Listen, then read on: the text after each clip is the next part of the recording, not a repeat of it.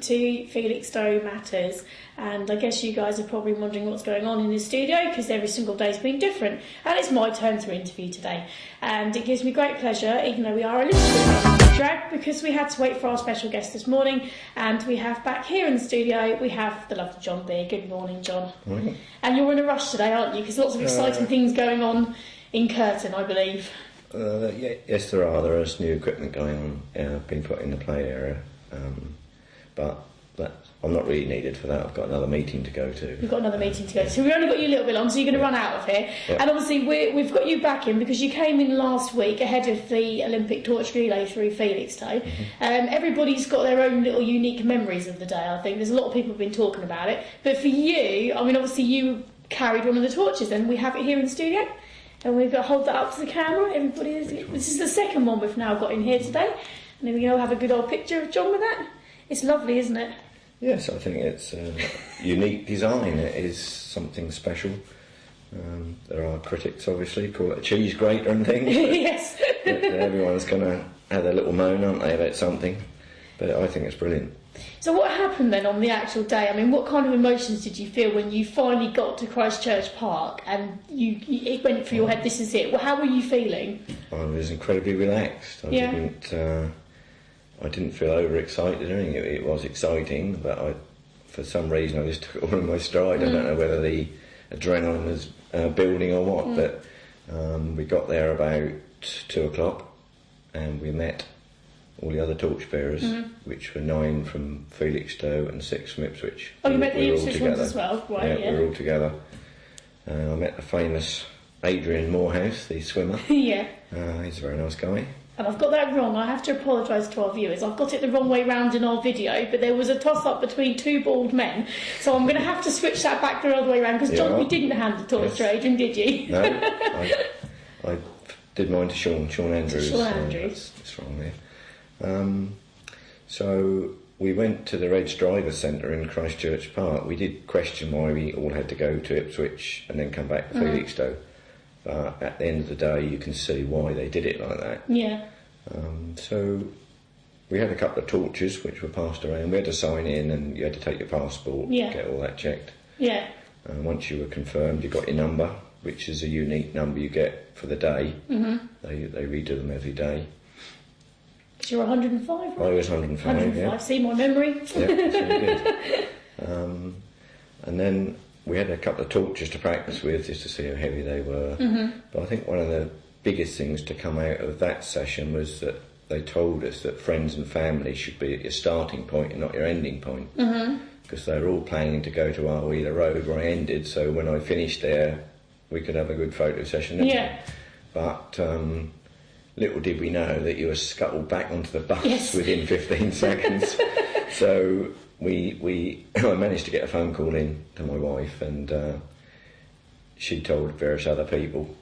I managed a couple of texts as well, and so they all turned up at Granville Road, and sure enough, when I eventually was dropped off, we had 6-7 minutes, which was brilliant, because that's when we were able to do all the photos. Because then you were whisked back to Ipswich, weren't you? Yeah, if I just go back, to Christchurch Park again, we didn't really do a lot for the first sort of 3/4 of an hour. We then had a briefing from the guy who was in charge of us for the day. He did go around the table and ask us why we were there, and we had to name a celebrity as to who we'd like to be on the coach if we could have a complete choice. Yeah. So that was quite amusing, hearing some of the choices. And about 3:15, we then all boarded the bus and we trundled down to Felixstowe. That was a bit bizarre, coming down to Felixstowe with the other torchbearers. There was already an incredible camaraderie with the other torchbearers. I was going to say, what was it like on the bus? Because I popped down to the car park to find out where I was getting picked up from, and you all were sort of chilling out on the banks of the Grove. Yeah, we got there a bit early, so we went into the Grove, and we were in the car park there, and we all got off because it was a bit hot. And we had another little story session between us. We were all telling each other stories. So that was quite good. I did see you disappearing at briefly. Distance. Yeah. So we were a bit early, so they were in constant monitor on the phone to know where the convoy was. And once they said it was approaching Felixstowe, we then had to get back on. and go up towards the roundabout, the first roundabout. Yeah. For some reason, I was still incredibly relaxed. I don't really know why. It really was when the convoy arrived, and then we sort of went round the corner, that first roundabout, and he looked down Beatrice Avenue and Hamilton Road, and there's just awash with people. Yeah. You thought, oh God. So had you seen the rest of the cavalcade up to that point? No. You know, all the big buses. No. Well, only on TV. You hadn't seen them up to that point, no. Because it was because I was stood at lamppost number 98, and that was even in that the description of where I had to stand and wait was quite funny, because she said lamppost 98. So they all start at 800 something around here. What she didn't identify was the post of Matthew's start point. So I was stood there when the first part came round, and the Sanson bus, I have to say, that scared the life out of everybody in Beatrice Avenue, because they just came round the roundabout and they turned it on, there was just almighty boom, just reverberated around Felixstowe. And at that point I suddenly thought, it is actually here. I've seen the torches already in the bus, but it's actually here. It was very strange to see the crowd reactions, because I think it was just quite amazing as the diversity of who turned out. You know, I don't think it wasn't just the supporters of the runners. I think pretty much most of Felixstowe arrived, didn't they? No. I mean, it was nice to have the support of your friends and family, and I had a lot of people there, but I've never seen so many people in my life. I mean, it was just manic all the way down. They were right close to the bus, and you were waving at them as you went. I recognised one or two as we went past them. But after a while, by the end of Hamilton Road, I calmed down a bit. I got a bit overexcited and thought, God, what am I going to do here? But I then calmed down a bit. Matthew, the first guy who did it, who's the one who got learning difficulties, I think he's only 12, he was struggling a bit. We almost had to push him off the bus. He was really, because obviously I was stood right next to him. His mother was with him. He was really quite, what am I doing with this kind of thing? This is here. So he did really well, bless him. But as I say, as we went down, each person was dropped off, and there was great camaraderie on the bus. And as you went off, they all cheer and shout as you get off the bus. Yeah. And then when you land, once I got down to my bit, I saw several people I know on the route through the bus, and they shouted to me, so it's all sort of makes it a bit friendlier. Yeah.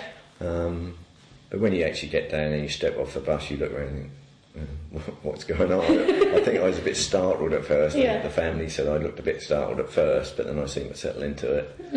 And we got loads of photos. Everyone kept coming up, can I have a photo, can I have a photo? And people I'd never seen before. It's just, they wanted to touch and feel the torch, as simple as that. Because obviously I came round the bend a lot quicker than you, obviously, because we're following the lady before you. And when I came round the corner, obviously I'm looking for people I know in the village, and I thought, half of Curtain's here as well, crikey.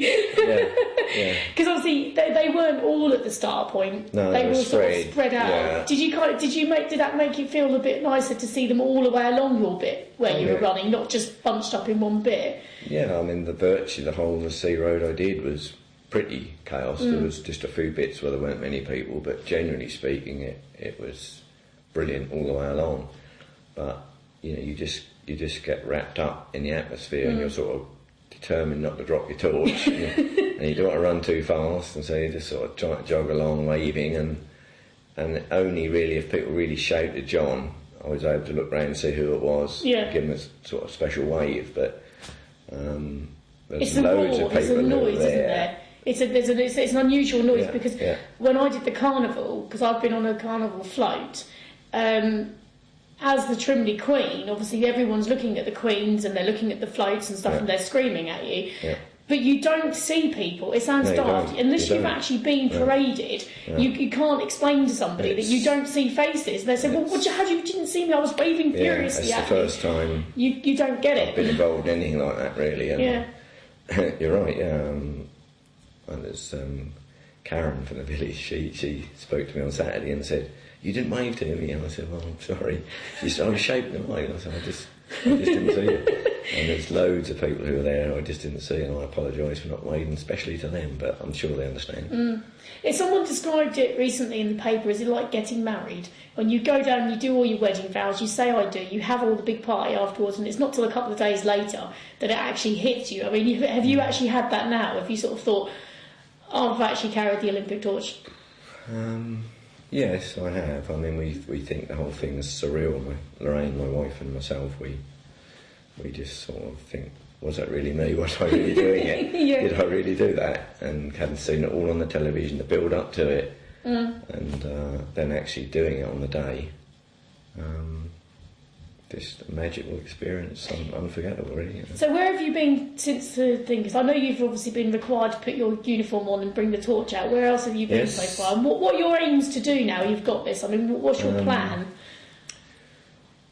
Well, yesterday morning I was at Trimley St Martin's School, so I was there for a couple of hours. A lot of them had individual photos with the trophy. Oh, bless you. So the looks on their faces when they saw it and realised it is a real torch is incredible, really.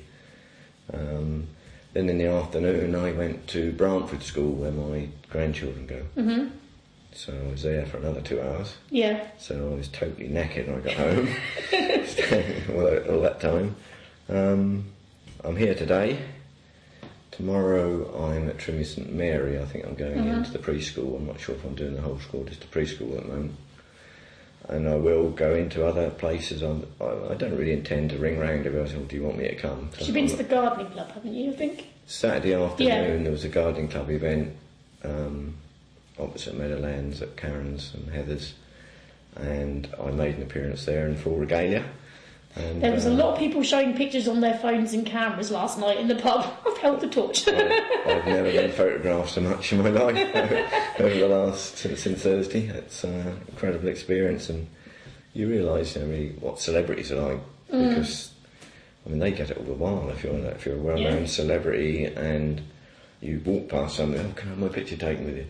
And that's been like that. Sort of whenever they see me with this, I mean, I could be walking with it to the school with it in the bag, and someone's like, oh, is that the real torch? Yeah. Can I feel it? Yeah. So it's celebrity status for a few days, I reckon. Do you feel like Felixstowe's welcomed you as well? Because obviously there was a lot of controversy before the day of nobody locals being selected. I mean, David Wardle, he used to work and live in Felixstowe, and also I think he came to Curtin as well. He was there for 12 years, I think. I mean, I don't know how he's coping with all of this, but do you feel as though you've kind of been embraced as a Felixstowe resident as well? I think so. I mean, I haven't had any contact from the schools in Felixstowe. No one sort of rang up and said, oh, any chance you're coming down? I mean, as I say, I'm not intending to chase people, but I'm always willing to do it if they want me to.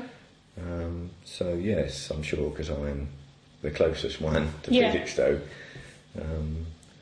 As we said when we quickly dived into the papers on Friday to look at the 8-page spread in the papers. Yes. And I wasn't even in there. I know. Shocking. And the person on the front was from Norwich, and you thought, well, all this hassle with what Felixstowe people have been stirring up, and they put a Norwich person on the front, and I wasn't even in there. But well, I know they were photographing. I don't care. I've got millions of photos. Yeah. I'm quite happy, but I was surprised. It's missing the point, isn't it? Because there was a lot. I think it was in the paper like 5 days, even like I think it was pretty much the whole week prior to the event. And I have to say, I am a bit disappointed, because I know he was sat between my knees effectively, because I was stood next to the BBC camera person, and the EADT man was sat with his head between my knees. So he was photographing furiously. So I'm surprised there isn't a picture of you. I am as well, because it would have seemed the obvious thing to do, at least on your video of the event. You've got me on the front screen. Yes, obviously. Well, it would be wrong if I put somebody else on there. That's what you'd think about the papers, wouldn't you? But well, exactly. It's up to them. We'll be fine. I'm sure it will rectify itself. There'll be a very embarrassed writer saying sorry, and probably a photograph dug up from somewhere. But obviously, following on from the relay, we're not long before the actual Olympics itself. I mean, are you going up to the opening ceremony? What's happening with that? Are you going up there? No, I'm not an opening ceremony sort of person. We didn't get free tickets or anything like that. It's incredibly expensive, I think, isn't it, the opening ceremony? I should watch it on television. I don't normally, in foreign countries. I'm not an opening ceremony sort of person, really. But I should definitely be watching ours to see what, hopefully, how they like the big one. I wonder what they're going to do. I know they've been practising. I know there's been a lot of weird lights and sounds over London recently. So it'll be very interesting to see who actually lights the cauldron. Because that kind of, to you, it's sort of completed it all, hasn't it? I expect all the other runners, because there's thousands of them, we'll all feel a sense of we've been part of that when the flame Once actually it's hits that finally big lit, cauldron. And it's been 70 days. It was good, brilliant to speak to the police guys and the helpers and the sponsors who have been with it for the whole 70 days. Yeah. And how they telling us how they take over hotels for the night. It's 300 plus of them. Yeah, there's a lot. And it's so well organised, although you have a few moans about bits and pieces, but it is an incredibly difficult thing to organise. And on the whole, it was, well, for me, it was an incredible experience. I'm finding the one thing that always keeps creeping to the forefront of my mind is how are they working out the timings? Because it arrived bang on time and it left bang on time, but not one of the people run with it. Do you know? It wasn't continuously running. So how they're calculating that is completely beyond me. In fact, Tom didn't he walk through Hamilton Road? I mean, that was well over 5 minutes, 5.5, almost 6 minutes. So they do allow a bit of excess during the time to make up. But yeah, as you say, it is incredible how they get it all back. Miranda was telling me, who was the one in front of me, she was telling me they kept egging her on to get a move on. They're trying to catch up. Yeah. And she, poor girl, had to do 2 legs. She ran down the hill quite fast, didn't she? Yeah. Because there was somebody who dropped out. I think there was somebody. I'm not sure what happened, but we still had 9, so I don't know who dropped out. I don't know what. She ran quite a fair way. She did about 600-700 metres. Yeah. And she did it valiantly. It was amazing, remarkable. She waved the whole time. Yeah, she's a bit of a runner. So she's used to running. Used to doing that. Because the other thing as well is, one question I want to know is who's on the coach? Because there's a coach, isn't there? There's the BMW behind you, and then there's a coach. Because you guys are in the bus behind the coach. Who's on the coach? As far as I'm aware, it's all the police. All the police? Yeah, I mean, they keep changing, don't they? I don't know if you noticed that they change even during the run through Felixstowe. Those different the 6 people. Runners, yeah. Yeah, and they just switch about, and there were different ones in Ipswich, so they just do a little shift each. Because the guy I was stood next to, he said that they run approximately 60 miles a day each. Once they've added it up, there's about 20 of them, I think, that they alternate between those. Yeah. I couldn't imagine running 60 miles. No, I couldn't run 6 miles. And 60 miles. You did 400 metres. I did. I said to one of the police guys when we were running, "You guys must be super fit." And he says, "Well, I don't know if it's super, but we're fairly fit." It's just a constant thing, I suppose, isn't it? They just go in a zone much like you did. But the other really good bit as well was the ending where we followed the torch into Ipswich. Yeah, I was going to ask you, what happened after it left Felixstowe, John? Well, we didn't know what. I mean, it was good because the Felixstowe Ipswich torchbearers had moved off. We were in the back bus and we'd sort of clambered on. I was actually interviewed by Radio Suffolk. I don't know if you heard this. Alison Acton was trying to speak to me when I just finished and I was trying to get on the bus, and she said she was going to try and speak to me, but I said, "You're not going to have much time." And she asked me, "How was it?" And I think I sort of stopped and I sort of thought about it. And then I said, "Fantastic crowd and everything." And someone on the radio going home from the event said they heard Radio Suffolk saying it must have been an incredible experience because John Beer was speechless when we asked him what it was like. But it happened so quick, it's just sort of happening so quickly. But when we went back, we followed the bus, we followed the torch and the bus, all the torchbearers. When you get back on the bus, everyone's clapping and cheering and high fives as you go up the bus. So that was all incredible. And we were trundling along going towards Ipswich, and suddenly we pulled off at Nacton, and we thought, what on earth are we going? We were going to Fox's Marina while we came off at Nacton, only to find, because of an accident on the left-hand westbound lane, the entourage wouldn't have got through, so I don't know what on earth would have happened to their schedule, but because we commandeered the other lane and we went round the wrong way, all the roundabouts, all the wrong way, the police holding everybody up into the eastbound carriageway over the Orwell Bridge. So I should imagine there were a lot of very annoyed motorists. Well, there was a lady in Curtin who said, "I couldn't understand it. I was in this queue and we were trundling along and all of a sudden we didn't move for 25 minutes. I don't know what was going on." Yes, you did hold a tape. You did. It was like being royalty for a few minutes, I think. But you can now say, "I've been over the Orwell Bridge on the wrong side of the road." Not really can Legally. Legally. So we just followed it down to the waterfront, and we got held up a few times because I think the boat got held up with the torch on. So we sat around for 20 minutes, but the crowds around there phenomenal. Well, there's been a lot of talk about the coverage of it, and unfortunately BBC were limited, and so were ITV as the time they had available. So very sadly, they couldn't get much of the coverage of Ipswich because of the delays. But I understand they had a really good party in the park that evening, and the lady who ran up the hill and lit the beacon. Wow, to run up that hill. I've walked up it, I wouldn't want to be the one running up it. Yeah, I do. I mean, we didn't see much of that. I saw it on the television, but we got back to the centre at about half 7. Yeah. And most people were being picked up around that time, and you're right. So it's a long old day then, so we started at 2 and finished at 7. Yeah, it was a bit of an adrenaline rush for the whole day. Did you sleep that night, or did you just get back and just was still running over it in your head? Well, you do think about it, yeah, but I did sleep a bit and thought about it a bit. And yeah, that was... Wow. Long may it amazing. continue, because obviously you'll be down on Thursday, see the kids on Thursday, bring the torch in, if they haven't already seen coming it. to the youth club, yeah. Yes. I don't know which have seen it and which haven't, but most of them are not primary school, are they? They're all older. They're So all they- out of they primary school, probably so they haven't probably seen haven't it. seen it. No, No. no. So that'll be good for them. And obviously it's your building, so, you know.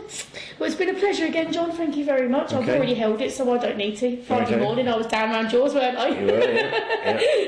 And for anyone who's not held one yet, it's about the weight of the tripod I worked out, didn't I? Well, how much does it Well, actually weigh in kilos or It's pounds or supposed to be ounces? about 1 kilo, Yeah, which is, I think, people keep telling me is a bag of sugar. bag of sugar. I don't know if that's right, but it's not got the burner in there anymore. No, there it's used to be been a burner taken in out. it, it's all been taken out. But you can still see where the flame was. Because I was trying to explain to somebody that they how did they take it out? Because obviously, how does it come apart? They put a special screw Allen key in there, and this whole thing comes out, the whole Oh, lot, and then Yeah. they take off the canister. Yeah. And they put this back in, so right. this whole bit there comes out. I suspect there'll be somebody around making canisters for those because there's going to be a market for them. Most people keep saying you should be able to fit a standard sort of canister to it, but obviously we shouldn't do. No, I mean, is there a rule that you're not allowed to light it again? Have they actually said no, or if you're clever enough to put a I don't canister think back they've in? said no, but obviously you shouldn't do. And of course, you're not going to put this on eBay, are you? No, But have you no. put your contents insurance up? No, don't tell anyone where I live. I won't, as my lips are sealed. But anyway, John, thank you very much for coming in. It's been an Okay. absolute pleasure. And long may your mini celebrity status continue. Okay. I suspect it will, probably even into next year after the anniversary. Who knows? I don't know. Yeah, we shall see. But thank you very much, John, for coming in. It's been a pleasure. Yeah, thanks. And like I said, if anybody hasn't already seen the footage on our website, it's up there. John is proudly holding the torch on the front cover of the video, and I will once again apologise for the slight error between the two bald runners. But I didn't know who Adrian Morehouse was. Apparently I am old enough to know this, but I didn't. But thank you very much for watching, and I hope you enjoy. And it is the full coverage. It is every single runner with the Olympic torch through Felix Day. And thank you very much for watching. Thank you very much once again, John, for coming in. Okay. And see you all guys next week, I think, because I'm off for a couple of days interviewing. Oh, no, I'm interviewing Andrew Roden hopefully on Thursday. But anyway, thank you once again for watching. See you all later. Bye-bye.